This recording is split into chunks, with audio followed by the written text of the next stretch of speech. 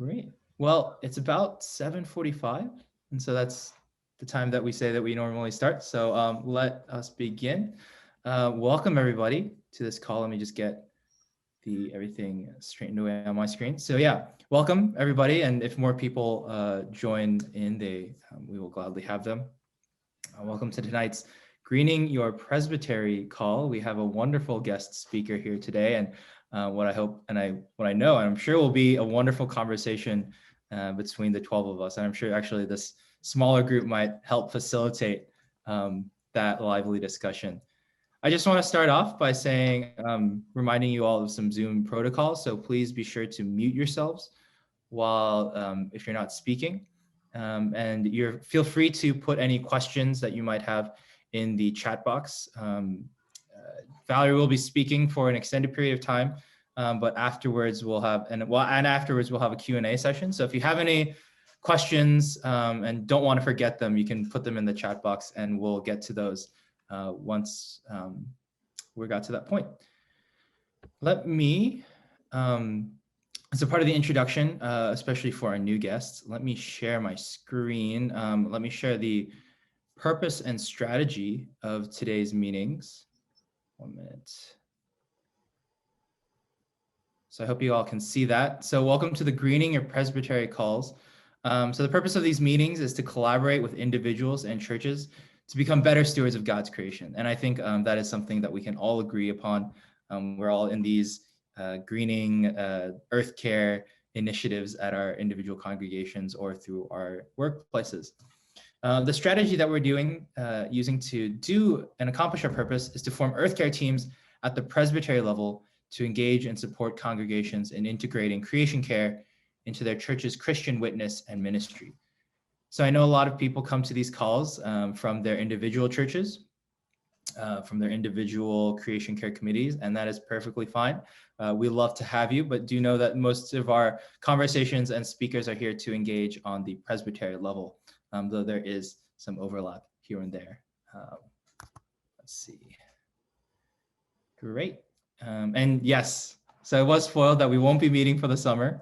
But that being said, we would love to have your ideas and any comments about what future meetings could be like. If you had any suggestions on what we might be able to change, please reach out to myself or to Sue in the chat, or you can contact our email, which was you should have our email address if you got the agenda for today.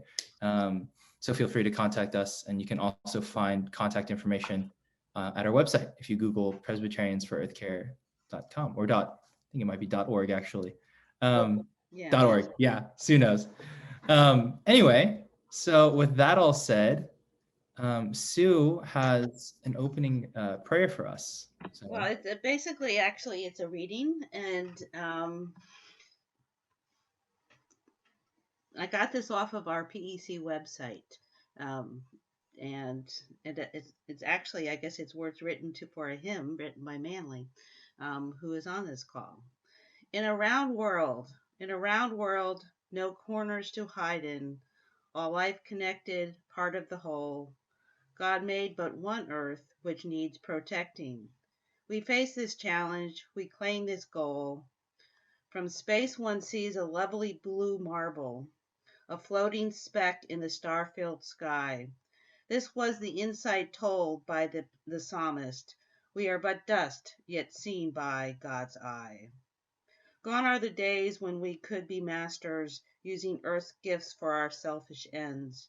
Our role today is that of God's stewards, to be a church that speaks and defends. Only our God can create a species, can we preserve what God has designed. If we destroy life, we change the balance in ways not thought of, which ends not seen. It's time we alter our basic outlook, renounce our dominion, give up our pride. Working with God, restoring creation in a round world with nowhere to hide. Amen. Thank you, Manley. Thank you, Manley. If I had known we had the author, maybe we could have had some author notes, but another time maybe. All right. So with that, let me introduce our wonderful speaker today. We have Valerie Hill Rawls. Jonathan, I was just going to say that was done for either the first or second national conference. I don't remember which one it was, but it was one of the first two. I think it might have been the first one because it has a 1996 date on it. Okay, then it may well have been. Amazing. I wrote one for each of the first two. Thank you for sharing that. So yeah, we have Valerie Hill Rawls joining us today. She is the co-visionary and founder of the Eco-Womanist Institute. Valerie is a marketing expert by training and has a career of more than 4 decades as the CEO and founder of Hill Rawls Marketing Consultants. Within the faith-based sector, Valerie has developed and executed the Georgia Interfaith Power and Light, which you might hear her abbreviate as GIPL throughout her talk, but leave her to explain more. The Georgia Interfaith Power and Light African American Clergy Creation Care and Environmental Justice Pilot Program, designed to empower African American faith-based participating leadership and congregations to recognize and respond to creation care theology and environmental justice. Valerie also led one of 2 Emory Candler School of Theology's inaugural environmental justice Con Ed cohorts during the fall, during the 2020 fall and the 2021 spring. This is a collaboration and partnership between the Eco-Womanist Institute, Oakhurst Presbyterian Church, and Georgia Interfaith Power and Light. Throughout the past decade, Valerie has engaged diverse stakeholders in sustainability initiatives within the Southeast and Midwest regions, on initiatives ranging from equitable transit, clean energy, eco-theology, environmental justice, homelessness, and public health. She currently enjoys the time she makes for soul care and self-care via nature walks, golfing, Pilates, Qigong, enjoying well-behaved dogs, as well as a clean eating lifestyle. So I'm sure there's a lot to take in right there. But Valerie, thank you so much for joining us, and I'll pass it on to you. Thank you, Jonathan, and good evening, everyone. It's a pleasure to be with you. I come to you as the co-visionary and co-founder of the Eco-Womanist Institute, and you'll see my co-partner in crime, Veronica Kyle. Veronica has spent her career with the Illinois affiliate of this whole Interfaith Power and Light. She's with Faith in Place. She was and still is part-time now, coming on to Eco-Womanist Institute full-time. She was the outreach director for Faith in Place, which is the Illinois affiliate of Interfaith Power and Light. So I got a little bit of a deck that I'll share with you tonight. Jonathan, I think we'll be able to do this right this time. Can you see my screen? Yes. All right, so this is our Presbyterians for Earth Care, Eco-Womanist and Environmental Justice presentation. So I told you about my partner in crime, that would be Veronica Kyle. And Veronica and I, we launched the Eco-Womanist Institute 2 years ago after decades of doing work in this space, and decided it was time for us to create an inclusive, more ecological awareness and environmental leadership, and particularly with women from the African diaspora and descendants of Africa. So the mission of the Eco-Womanist Institute is to do that, to increase the inclusion, ecological awareness, environmental leadership of African American women within the eco-spirituality and eco-justice narratives. So the work that we do at the Eco-Womanist Institute, we're literally standing on the shoulders of those who've gone before us. Our Fannie Lou Hamers, Ella Baker, and Rosa Parks.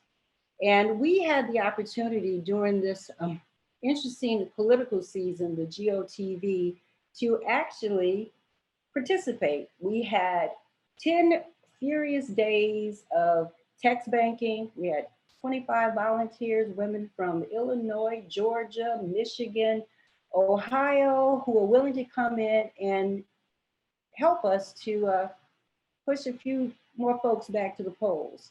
So in that, we had 157,000 texts.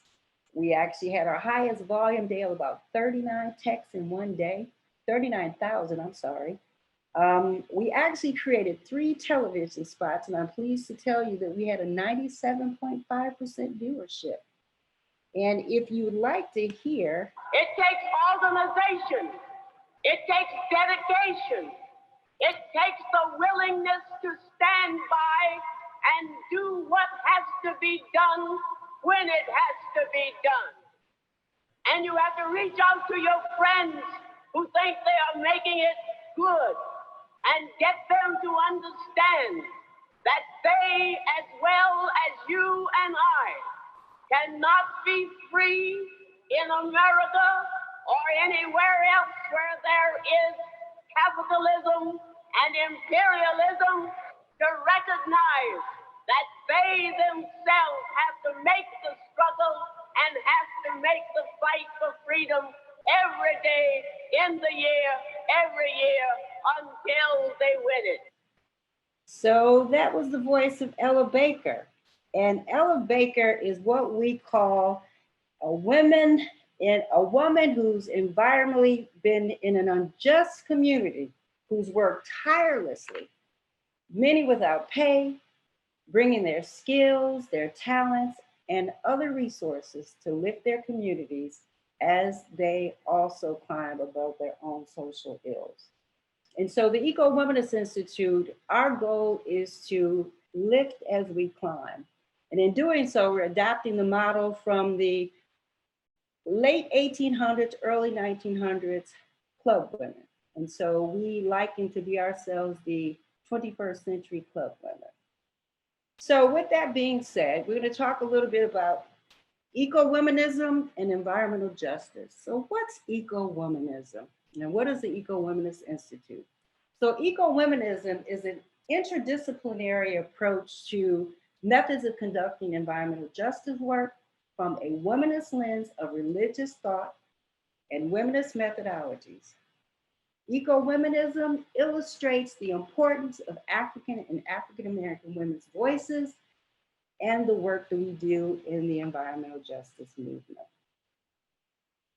So, eco-womanist highlights the necessity for race, class, gender, and intersection analysis when examining the logic of domination and unjust public policies that result in environmental health disparities that historically disadvantaged communities of color suffer from. And that's from Melody Harris's book, Eco-Womanism, Religion, and Ecology. And we've seen firsthand, just with COVID, how communities who have historically had health disparities are really suffering from the egregious issues that have come along with this pandemic. So environmental justice. So we've talked about eco-womanism and the role that women have played. Environmental justice is a fair treatment and meaningful involvement of all people, regardless of race, color, national origin, or income, with respect to the development, implementation, and reinforcement of environmental laws, regulations, and policies. Well, if we lived in a perfect world, we wouldn't have to have the word justice behind that word environmental now, would we? So let's talk a little bit about some of the folks like James Cones, who wrote a piece, Whose Earth Is It Anyway? James Cones stated in that particular article, justice fighters for Blacks and defenders of the earth have tended to ignore each other in their public discourse and practice. Their separation from each other is unfortunate because they are fighting the same enemy, human beings, domination of each other and nature. And that is why you all are on this call tonight, to ensure that we can fight a good fight, a fight that's going to be a balance for humanity as well as the earth and the care and the stewardship and our responsibility as stewards in the earth, and not to have dominion over it, unjust dominion. So let's talk a little bit about eco-memories. So I'm going to tell you a little my eco-memory story. I am the granddaughter of a Mississippi sharecropper. My father was the first African-American policeman in my town after being arrested for civil disobedience on a regular basis. But how did my father get to Elkhart, Indiana from Jackson, Mississippi? We have a lot of stories as African American that are woven throughout the environmental history and the framework of this country.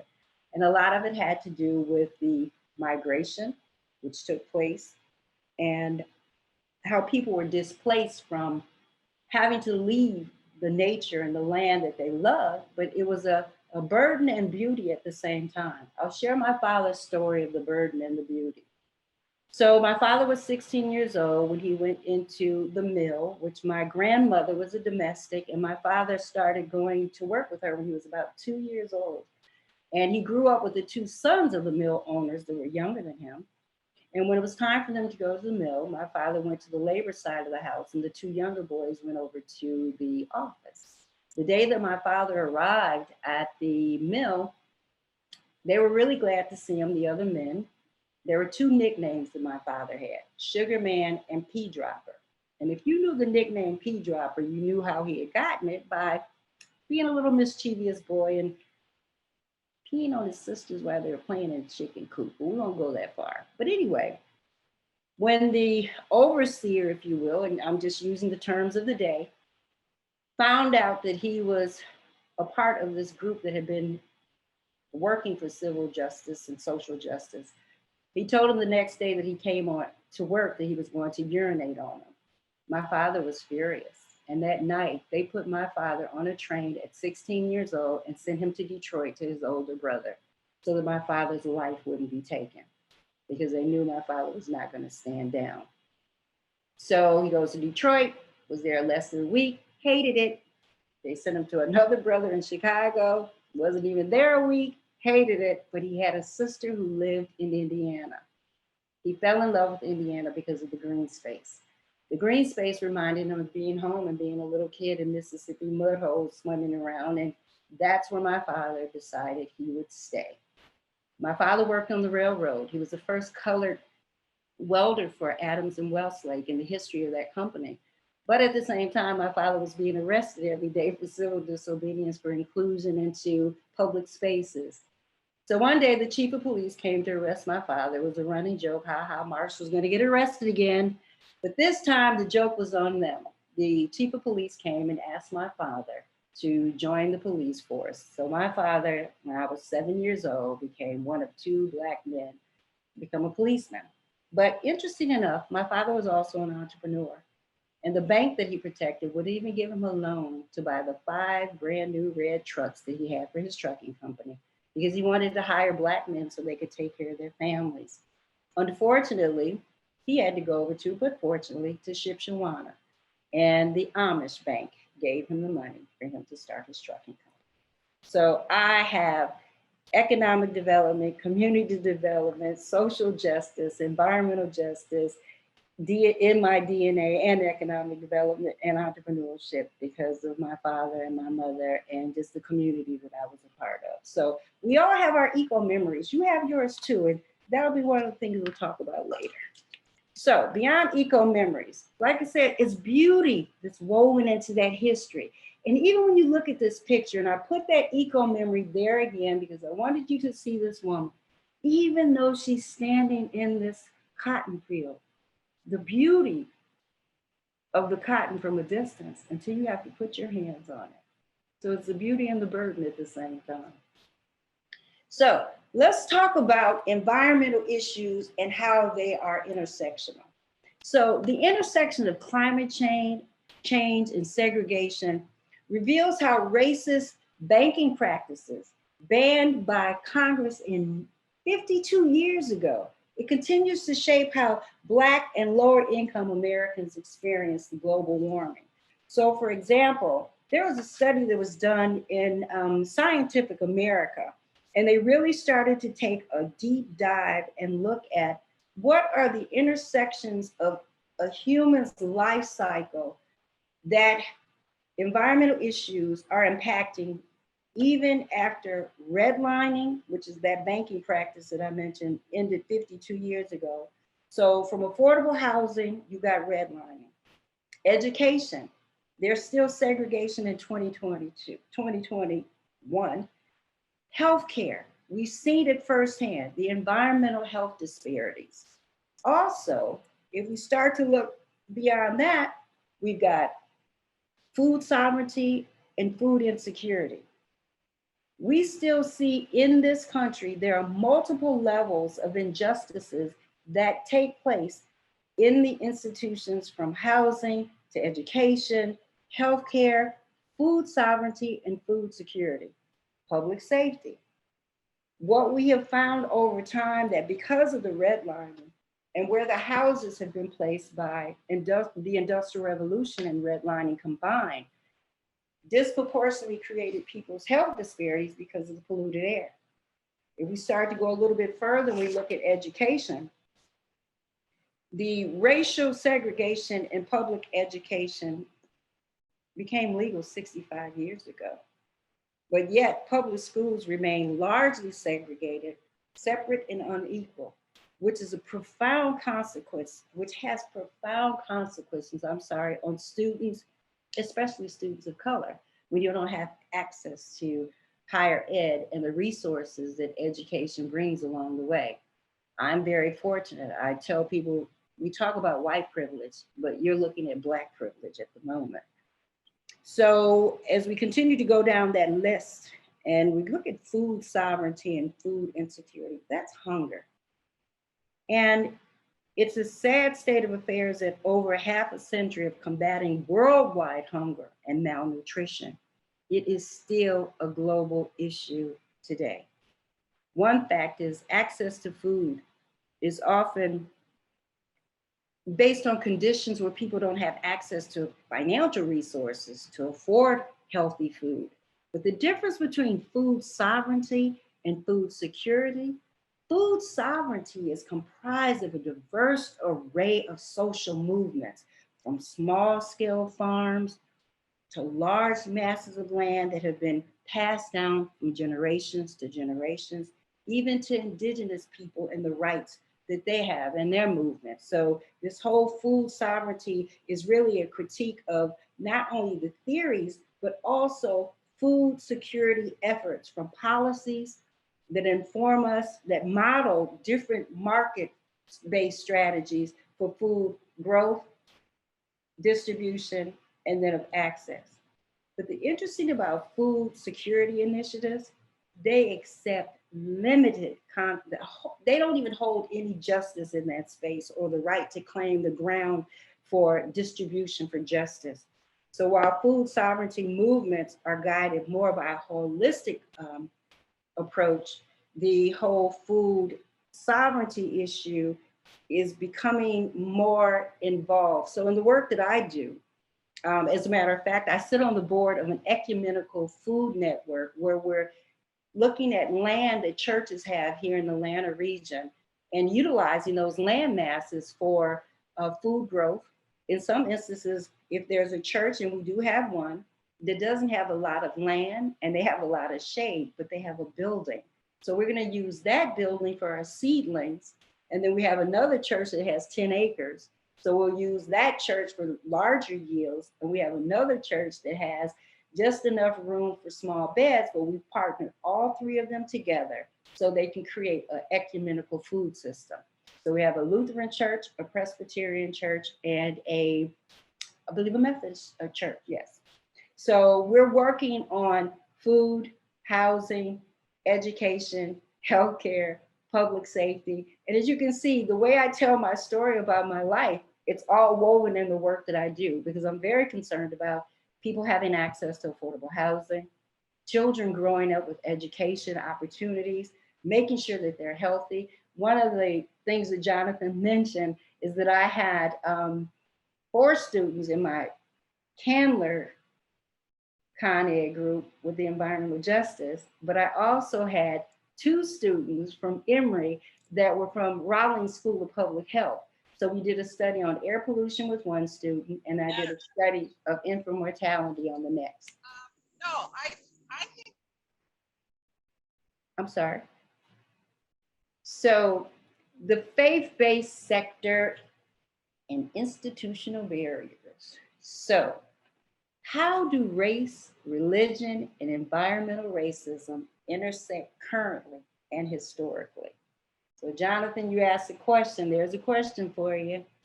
So, when this question was actually posed to me, and I thought, you know what, we need to dig a little bit deeper and see what does that really look like. So we mentioned the interfaith power and light.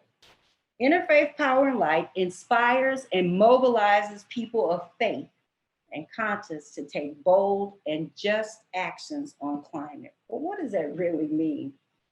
When you look at the interfaith power and light, they're in 50 states.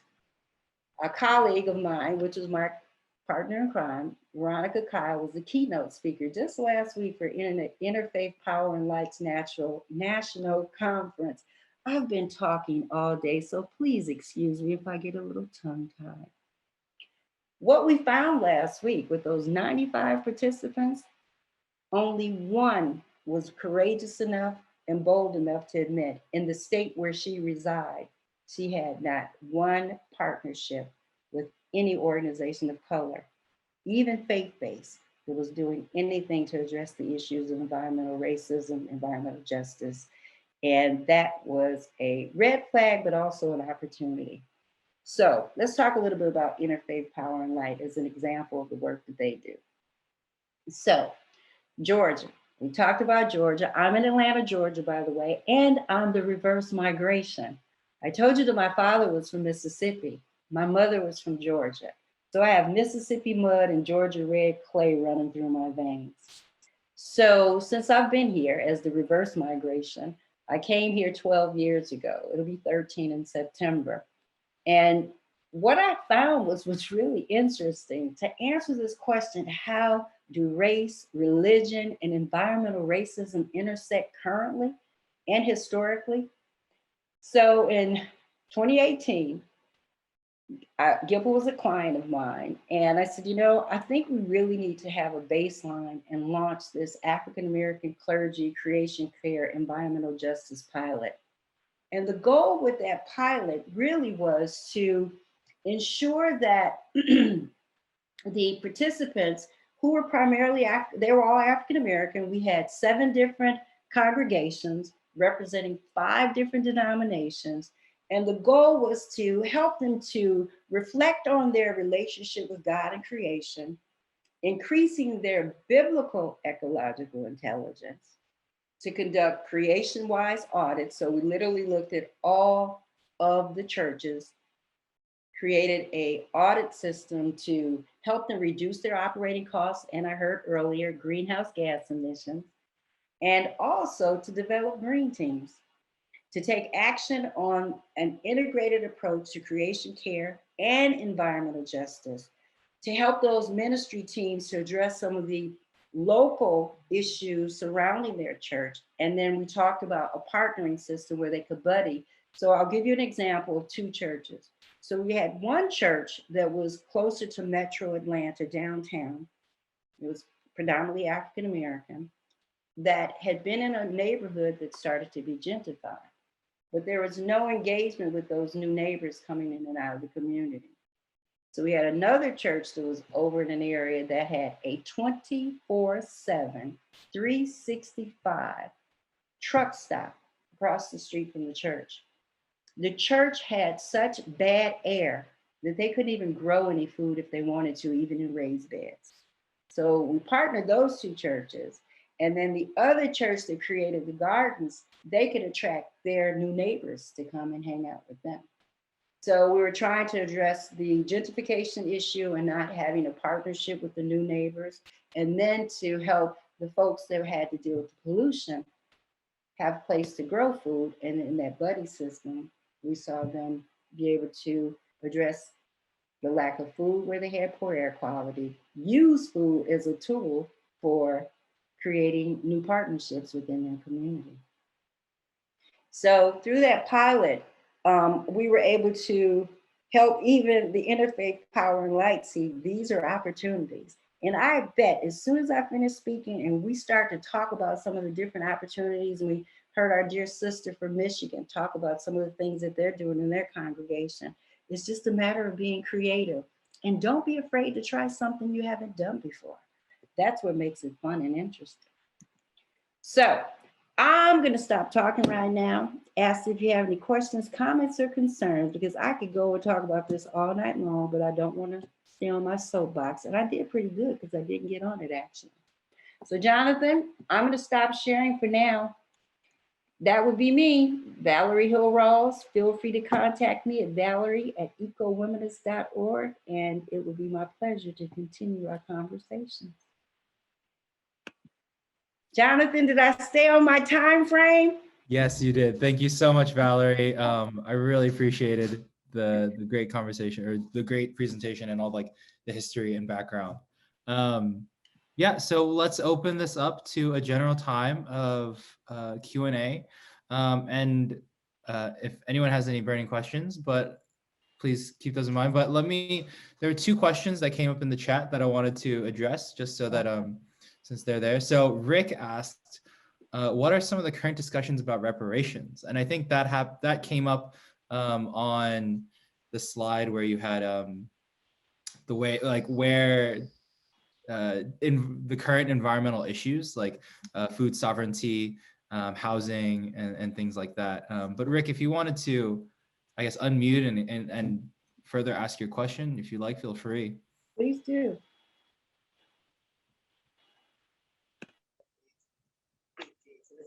Can you hear me or not? Yes. You can. Okay.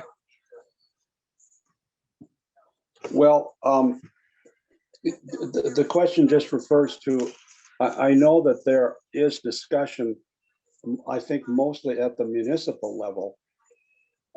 There is here in St. Paul, in the Twin Cities where I live, and not necessarily associated with environmental issues, although those are very important, with redlining and the common placement of polluting facilities in minority communities. And so I was just trying to get your perspective on what's going on specifically with the discussion of reparations as it might pertain to environmental issues. Well, thank you for that question. I'll share a issue of reparation that I had to address just today. I'm here in Georgia now, and today I had 2 Black farmers. You really want to talk about reparations? Let's talk about farmers, shall we?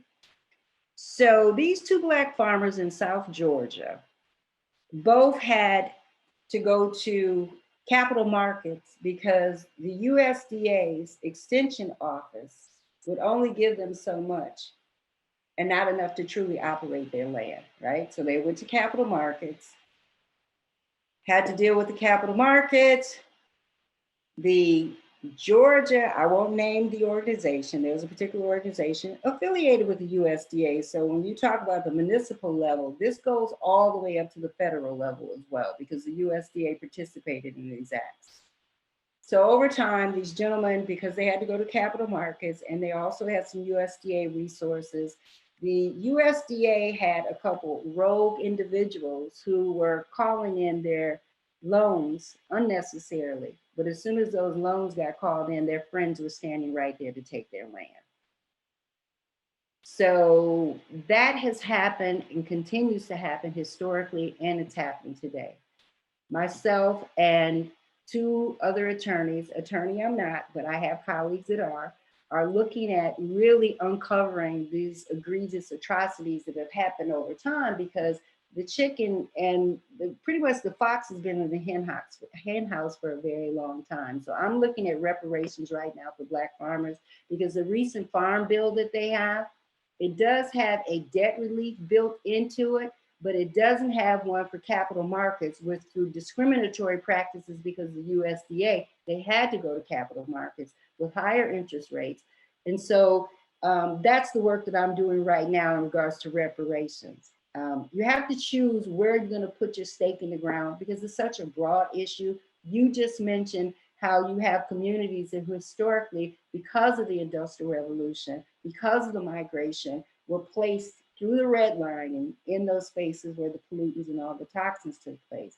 So you've got multiple places of where reparation should come about when you look at the health disparities. If you really turn back the clock historically and look at how the healthcare system used people of color's bodies for experimentation, but they did not take the experimentation and apply the findings to people of color. They only applied those to people that weren't of color. So so if you look at each one of those line items that I mentioned, and if you look at Maslow's hierarchy of needs, we all need the same thing. But when injustice shows up and the lack of accountability, that's what you get, the racist piece of the puzzle. So, and racism and injustice. So, but thank you so much for asking that question, Rich. I appreciate it. I hope I was able to answer it by giving you an example. There are just so many multiple places where reparations should be taken into consideration. Another question that came in through the chat, I think it's from Kay. And I might ask you to explain a bit more in case no one has a reply, but she pointed out this one book called Waste, One Woman's Fight Against America's Dirty Secrets, asking, I wonder if anyone here has an update on the situation, either in Louds County, if that's correct pronunciation, or elsewhere. So I guess first, if anyone's familiar with the case, and then if not, Kay, feel free to unmute yourself and maybe explain more about what you were thinking and what you were wanted to know about it. I was wondering, Valerie, have you heard of that situation? Yes. So interesting enough. Yeah, it's Louds. It's Louds County. So GIPO is a part of a team. There's actually what's the name of it? There's a documentary that was created, and interesting enough, when that documentary was shown, one of my Candler interns, her family actually had a small store in that town. They suffer from a lot of coal ash. They suffer from a lot of polluted water. And Georgia Power is the big monster. So what had happened when they thought the big corporation is coming, we're going to have great jobs, we're going to have great opportunities. No, they were used. They dumped toxins into their water. It became a cancer alley. So they're still sitting back. And one of my students, one of my Candler students, was an African-American male. He said, all the times that we're talking about environmental injustice, we never see white faces applied to it. And when he saw the documentary and he saw, I said, it's really not about race at the end of the day, it's about economics. Wherever you find impoverished people, you're going, no matter what ethnicity they are, you're going to find environmental injustice because they're poor. And who's going to fight the fight for them? Because they're in need of jobs. They're in need of housing. They're in need. And so their need drives them allowing companies to come in and not understanding the long-term effect of those decisions that are being made because they want to take care of their families. But yes, I am familiar with it. Thank you. And do you know if, I know this same situation exists around, well, the planet basically, but even here in Central California. But I was just wondering, in that specific case in Louds, do you know whether, I know some organizations have tried to take up the battle for them, and I just wonder if that's getting anywhere. It just sounded like it was blocked right and left. So there's an organization I'm familiar with, and the former ED and I are very good friends. It was Georgia One. And so Georgia One looks at a couple things, coal ash and nuclear power. And so they got into the fight to try to help them.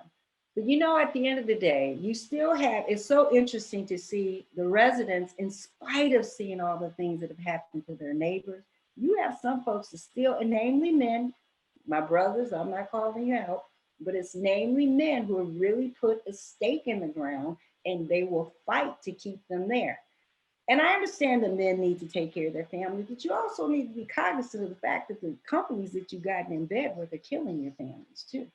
Mhm. So they've got an internal fight in the community, as well as having to bring external people to come in. And that's another issue too in any part of the country, but the rural spaces are really interesting. And I found this too, and I tell people, just because I have brown skin doesn't mean I can show up at Miss Bessie's house, because the first question is going to be is who your people is. Who are you? How do we know we can trust you? So that's a big issue too, because now there's a lack of trust, because they believe that these people who sold them the bill of goods of economic development, education, home ownership, blah, blah, blah, blah, blah, they took advantage of them. So now you have all these walls that are up. And especially with me being from the North, I've been called a Yankee. I've been called a carpetbagger, and a few other superlatives that I would rather not name at the moment. So it's interesting. Mhm. Very. Pat, I noticed that you unmuted. Do you have a question for Valerie, or you just click the Well, wrong button? I'm just sitting here just trying to figure out where to start. I'm from Baton Rouge, Valerie, and I grew up near the mouth of the Mississippi, looking out of my bedroom window at the flame from the Exxon plant. And every few years, we would touch our screens, and the screens would simply disintegrate. We'd have to get new screens, and that's just one example in our community. And it's just all over. You know, all the areas that you mentioned, I can give you examples just as well. Food insecurities, grocery stores, lack thereof, educational system. Yeah. So anyway, well, I'm glad to have met you, and I'm very happy to hear about the work that you're doing, because I have been trying to figure out where can I plug in. Even though I live in New Mexico now, I'm still very concerned about a lot of these issues, and particularly in my community at home. No matter where you are, I'm just a sister away. And Dr. Renita Weems' title of their book, I'm sure you're familiar with it. So please feel free to reach out, because now that we live in this virtual world, we can connect with each other and provide resources that we possibly might not have done before. And there's a book, when you said Where You Enter, by Paula Gettings, When and Where You Enter. And it really talks about just that. I think you appreciate that. What I didn't do is put any resources into that deck, because if I turn my camera around, I'm in my new office that has floor to ceiling bookcases. I will be putting 40 years of my book collection on this wall. And one of them I just randomly picked up the other day. And you had mentioned California. I keep a little box by my desk, because my book desk would be covered with books. This particular book is called Climate Change from the Streets: How Conflict and Collaboration Strengthen the Environmental Justice Movement. Michael Mendez. Is all about the state of California. It is a very, very good book. So Jonathan, if I need to put a book list together for some resources, I'll do that and I'll send it to you. Oh, that'd be great. I was actually, one of my questions was going to be, you know, for people that might be unaware of this history, or maybe even more specifically what the term womanist is, because I know that was not something I knew about before coming to seminary. What were some resources that you might have to introduce someone to these fields? So I know resources, Jonathan, hold on a minute.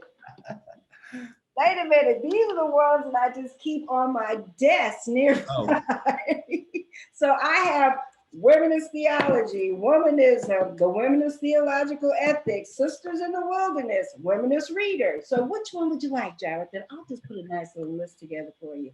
And for full disclosure, I would be remiss by not telling you all that in the fall, yours truly will be attending Union Presbytery Seminary in Richmond, Virginia. I am going to get my master's in theology in public life with an emphasis on ethics.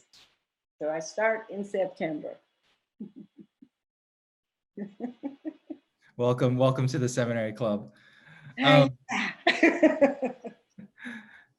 Nancy, you had a question, and I can read it off, and then feel free to chime in if you have any more thoughts. But Nancy asked, Valerie, will you please tell more about your experience with redlining? I am familiar with redlining in Baltimore in the 1960s, 70s, when blockbusting was rampant in the city. So I grew up, interesting enough, I'm from Elkhart, Indiana. And so the red line was very small because it was a small environment. But the beauty of our red line, which is some kind of interesting, we had a very diverse community. So it was really interesting to see that they had the audacity to put a line around a community that was very diverse, and the butcher, the baker, the candlestick maker lived there. So what I learned more about redline is when I went to Chicago. So I went to school in Illinois, and then I moved to Chicago after I graduated. I had not seen the level of redlining from not only just the red line of the spaces closer to the industrial sector, but the ethnic red lines. So we all know Chicago is one of the most segregated cities in the country. So when you look at Chicago and you look at a map that has this red line laying on it, it has the Latino, the African American, the lines where, so if you know, we got the lake, but we also had a lot of industry down on the lower south side of the lake. So you got your red line there. So if you really start to look at red lines, they also coincide with where you're going to find your waste sites, your toxic plants, your industry. So red lines kind of go hand in hand, Nancy, with the environmental degradation that's there as well. So really it was a safety buffer zone for non-people of color who to know don't go over there. But at the same time, it was like public safety, a containment strategy. Public safety for people of color isn't about public safety. Interesting enough, when my father became a policeman, he believed in what his car said, to protect and serve. Community policing doesn't exist anymore. It's a militarized zone. It's really not about keeping people safe. It's about keeping people contained, what these young men learn when they go into the military. So redlining and public safety, all of those pieces, they work together. They're not separate. And when you start to pull on one, you're pulling on the other. And if you try to break the system down, you've got multiple systems and policies that are so interwoven. It's kind of like when you take the skin off of a baseball. Is it a baseball, guys, or is it a softball that has all the rubber bands? So it's that tightly woven. So it's not just about redlining only, but it's just a part of the broken systems that we have in this country.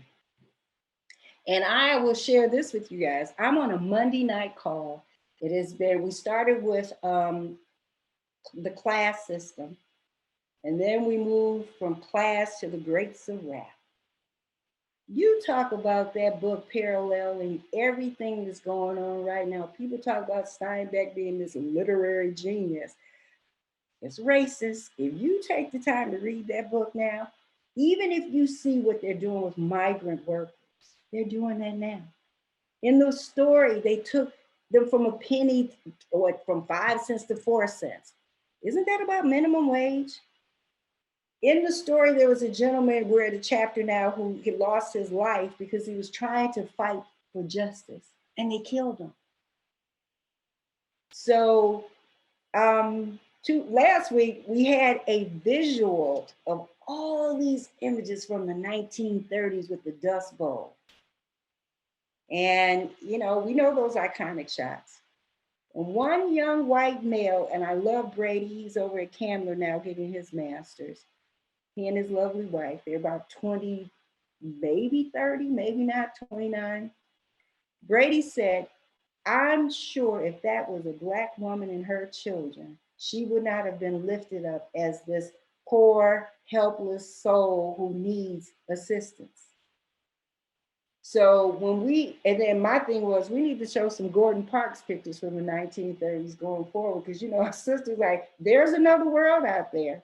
And even Steinbeck, when he referred to this brown-skinned person, we don't know if their skin was from the sun or if they were truly, because they were out west, if it was a Native American. But this person is just referred to as brown skin. So we've got a lot of stuff, people, that's baked into the un-United States of America that needs to be dealt with. I'm 62. I hope in my lifetime that my 4-year-old granddaughter and my children, the people that I care about, which is all of you two, will be able to see some light at the end of this tunnel. So. Does anyone have any other questions for Valerie while we still have her? I just wondered, Valerie, if you could tell us the information on the article from Scientific America. You mentioned that you have the date or anything about that you could share. Well, you know what? If you let me just get off camera for a second, I can actually put a link into, actually, I'm gonna give you a couple of them. Here's one that was just May 19th about segregated schools, which was in the New York Times. So let me copy that one. I'll put that one in the chat. And then I'll put the other one in there for Scientific America. So this is the one for the New York Times. And then let me go get the other one. Because I found it to be fascinating when I was reading it earlier.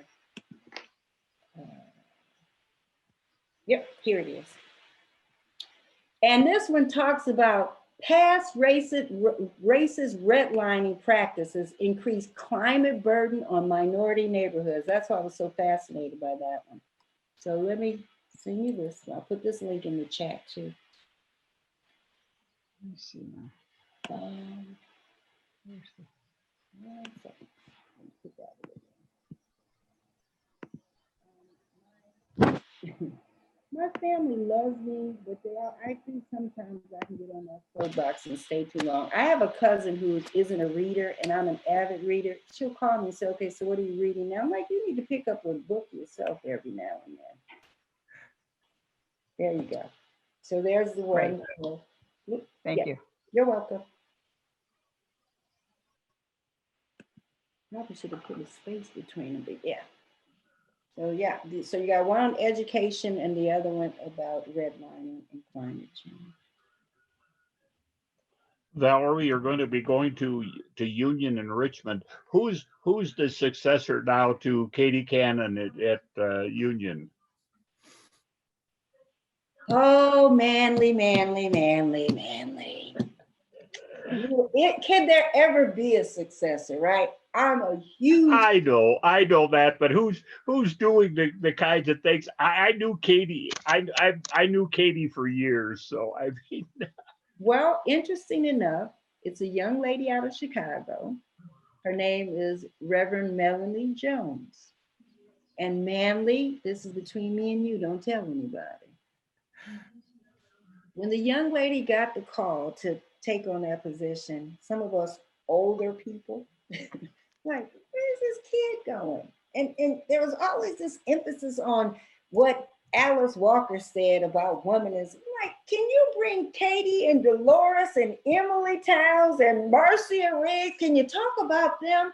So for me, going to Union will give me an opportunity, hopefully, when I'm in class with some of these younger students and I'm writing my papers and I'm lifting up the work of Katie and Dolores Williams, that they're not dinosaurs. And oh, by the way, you all just didn't get here because of Alice Walker and her mother's garden in the color purple. So yeah, her name is Dr. Melanie. Well, she's working on her doctorate, but it's Reverend Melanie Jones. Mm-hmm. Yeah. I'm so excited because I didn't realize I got caught up in the competition at seminary. So I was accepted at Columbia. I didn't go. And that's Columbia here in Georgia, because the program that they were going to start, they just didn't have it. So I can't say in my arrogance, I didn't go. I was also accepted at Candler, and then COVID hit. And so I just took a pause. And one of my dear colleagues is a part of the union world and said, you need to go to union. I was like, oh God, Katie Cannon, union. I think you're right. So I applied, and I'm proud to say that your girl got a full ride, and I'm excited that I waited patiently to go to union. So yeah, Manly, yeah, I am a huge fan of your girl, because you can see this is one of hers, and I got another one of hers right here. Black Womanist Ethics. You know that one. And then I also have this one where Jacqueline Grant and Yeah, I know Jacqueline. Manly, you're gonna be my new boyfriend. What's your phone number's name?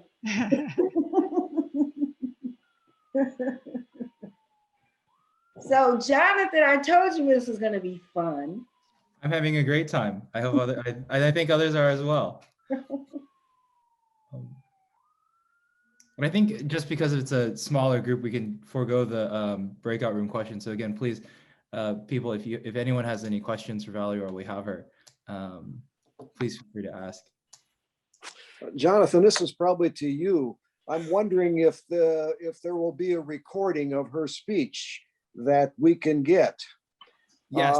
I see this as a perfect segue in our adult class on racism to join it into the environmental field that we're also starting up. And I would find it very interesting if we could, use her speech here tonight as an adult class some Sunday morning. So.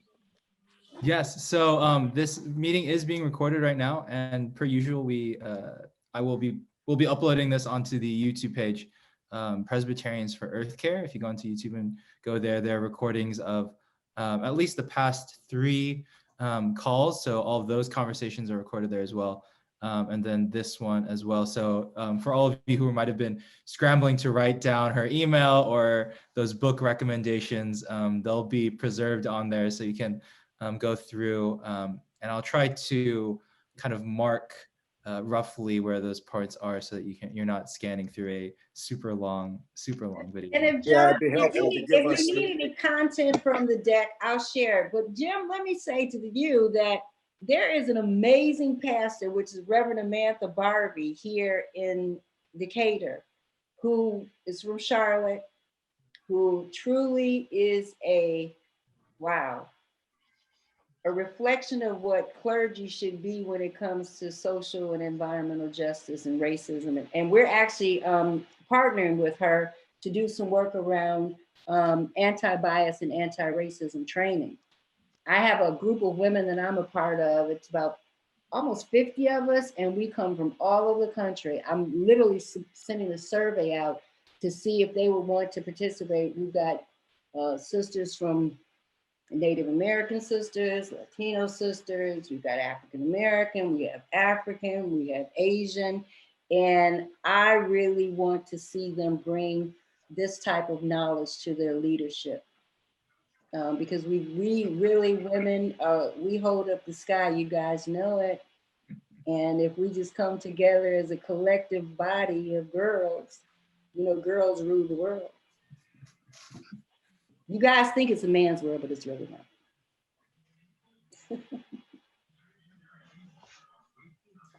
Valerie, one question that I had was that, you've had a lot of experience, I guess, like even just introducing this idea of environmental justice and, showing people that these are integrated with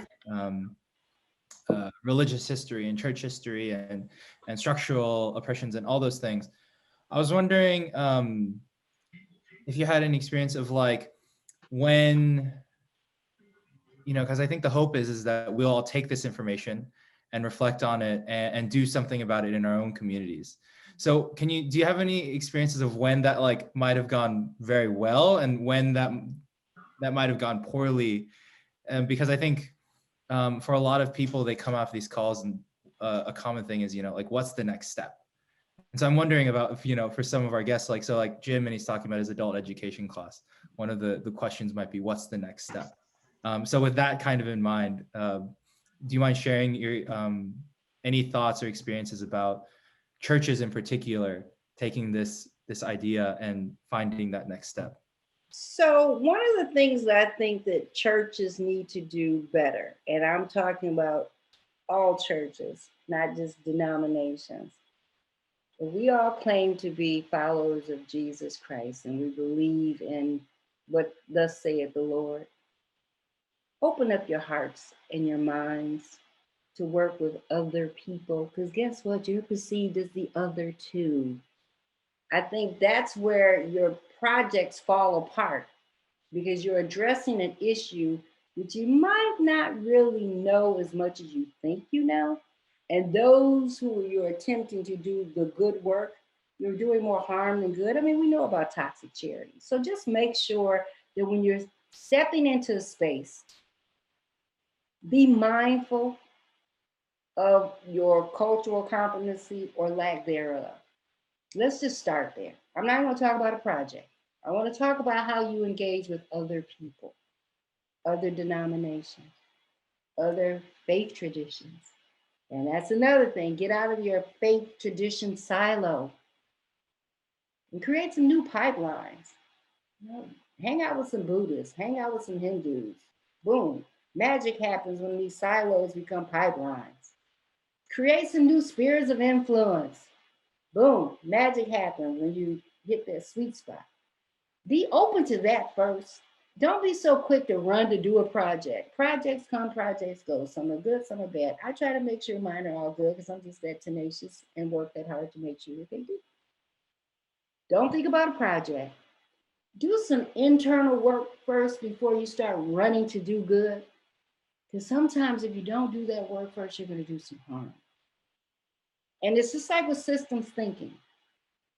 People have an outcome that they're looking towards, and they think that the method of getting there and then the outcomes are something different. It's like, well, did you kind of back up a minute and talk to the knowers and stop acting like you're the knowing?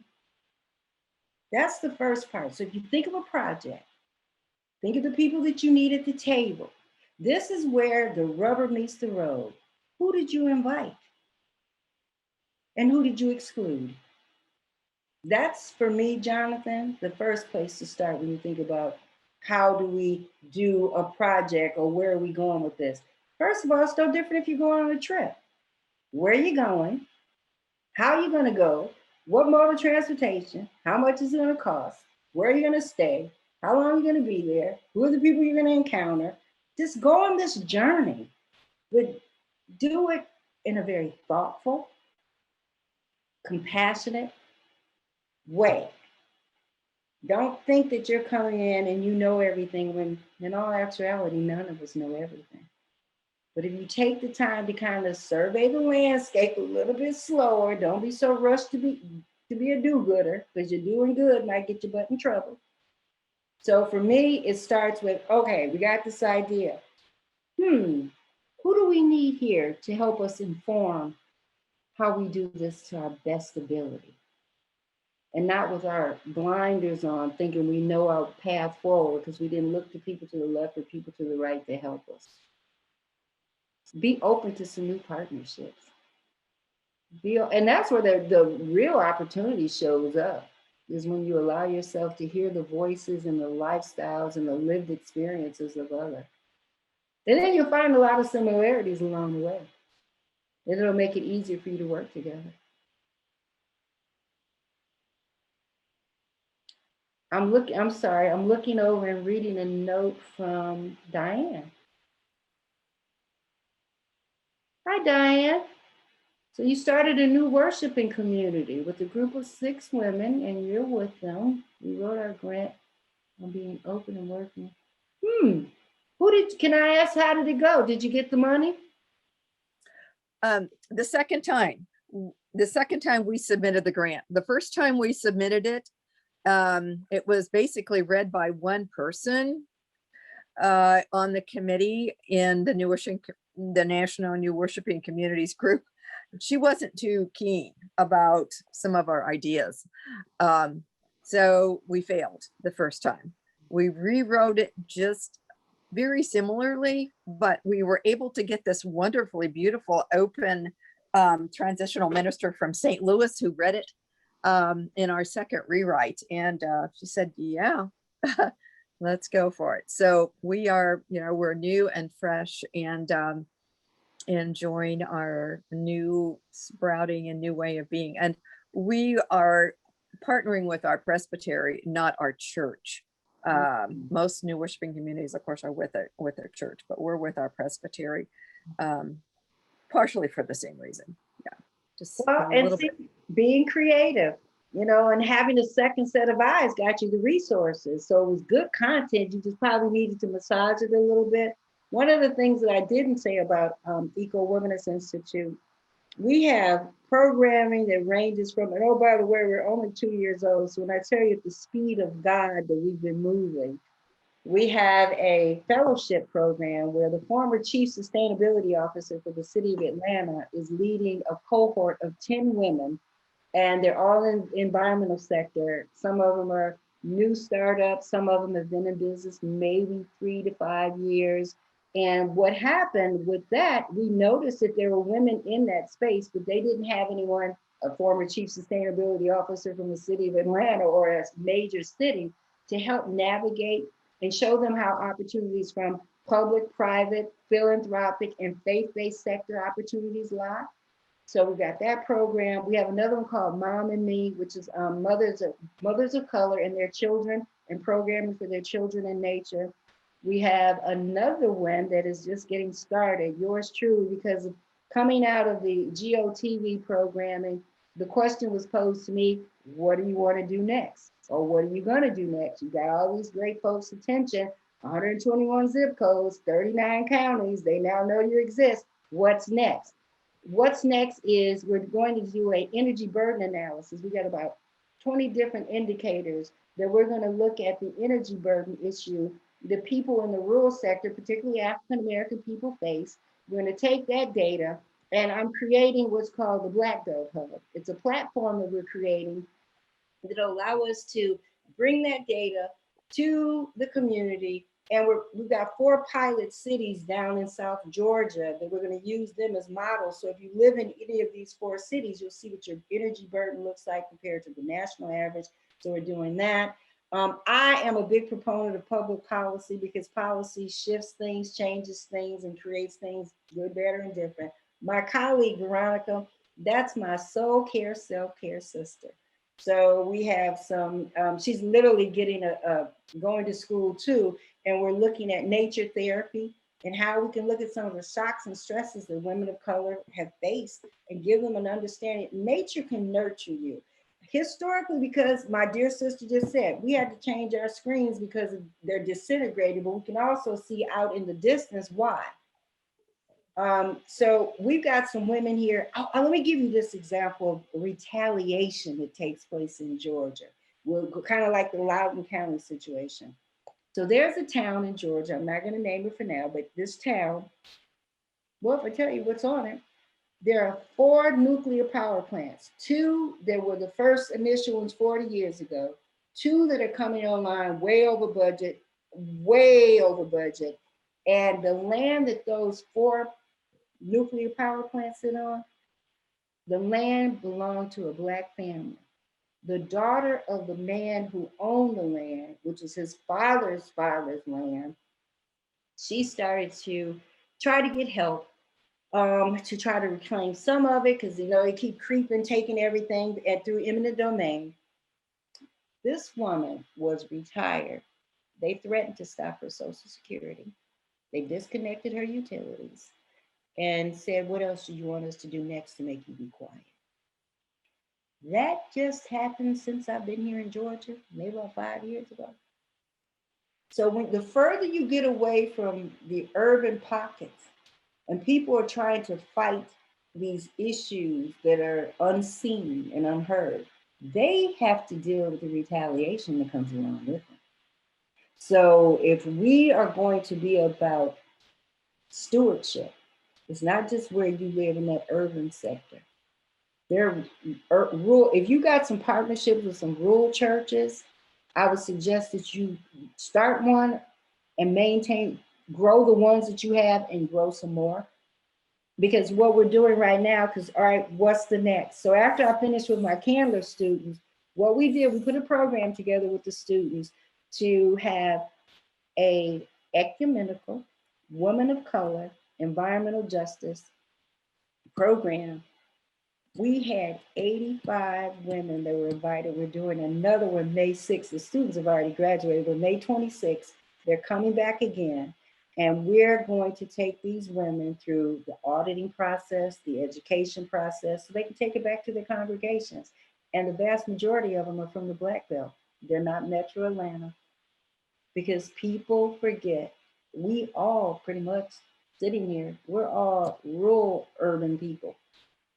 All of us have some rural roots that followed us to where we are now.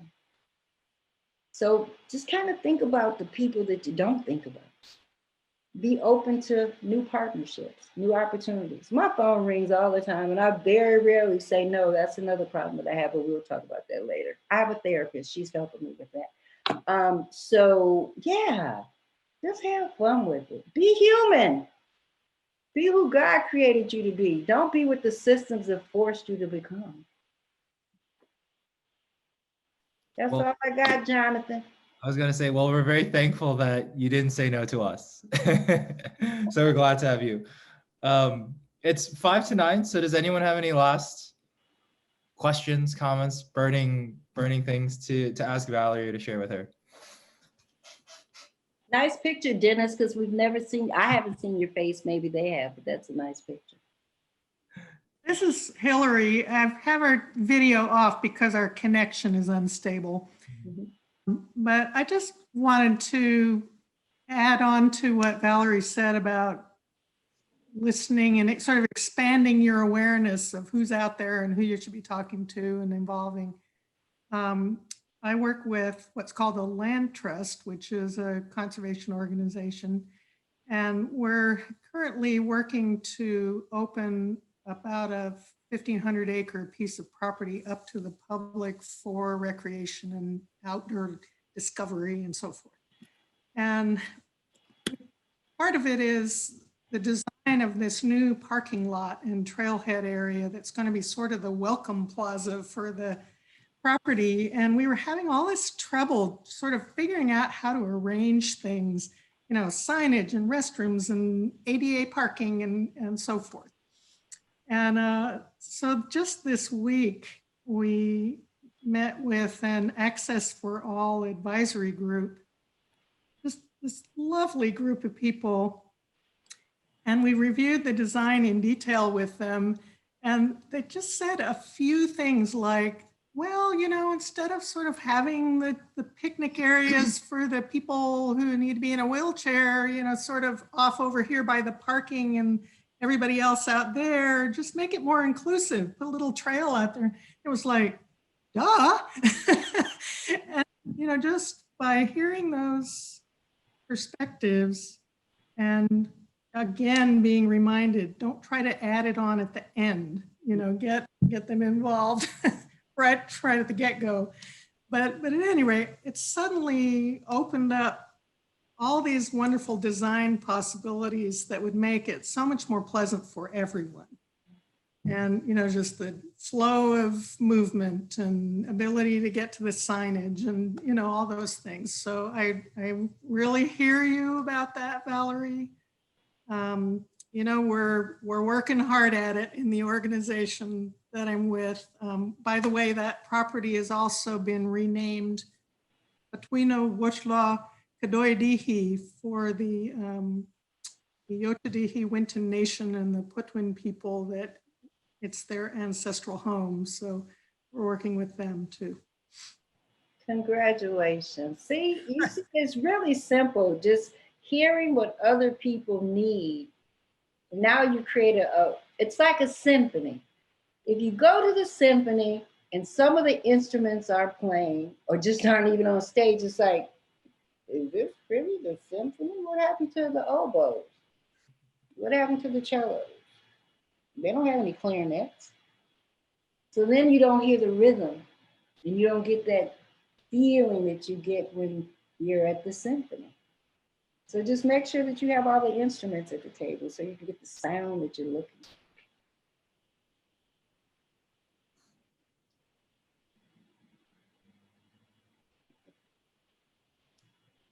Nancy, did you have a comment that you wanted to make?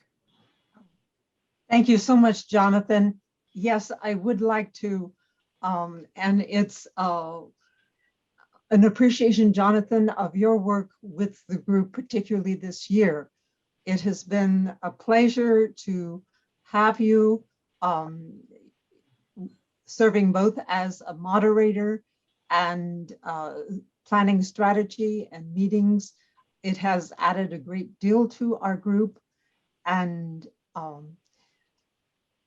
although we know it's very important for you to move on to finish your studies, I hope that we can keep that connection.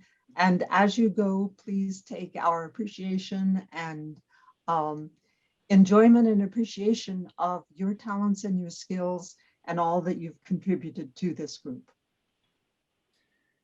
Thank you. Thank you very much. I was not expecting that. So thank you. And I also appreciate this group so much. And I thank you for having me along on this journey. You know, Valerie, you're right.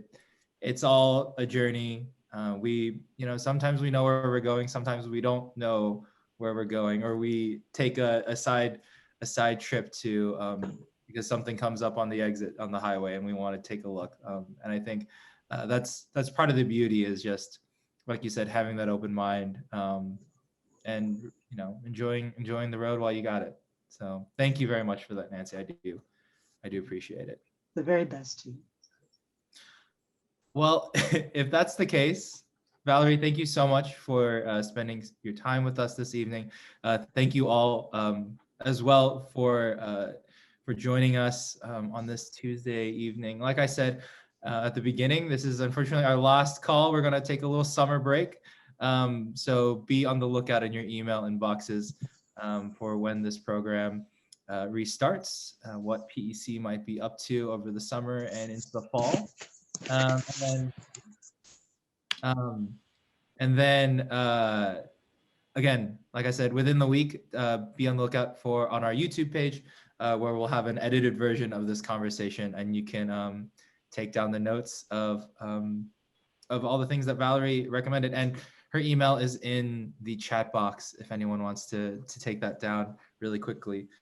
Let me close tonight's meeting.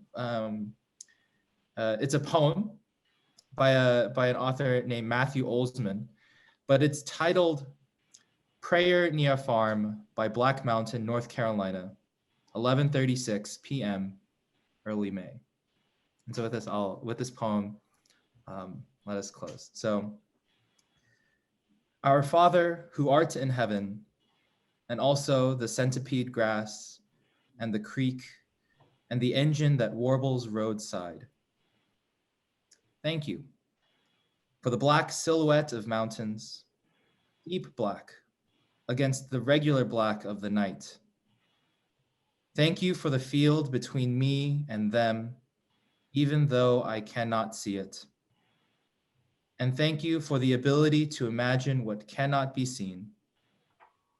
I imagine you, just as these lowing cows might have faith in the field as they glide across it, seeing nothing out here but the outlines of each other, my headlights, an obliterated barn in the distance.